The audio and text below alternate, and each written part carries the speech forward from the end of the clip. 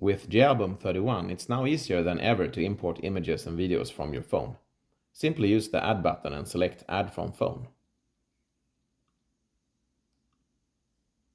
Now scan the QR code that shows using your camera app. This takes you to a page served by jAlbum that allows you to select and upload images and videos to jAlbum. Let's select a few images.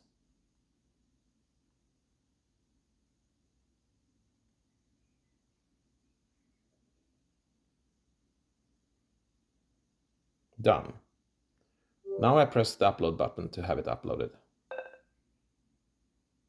In case I missed adding a few images, I can simply use the Choose Photos button again.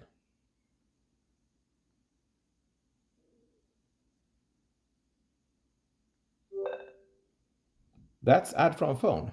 No app installs, no cables, no slow cloud uploads. Add from Phone in jAlbum 31 is the super fast and easy way to add images and videos from any smartphone or tablet.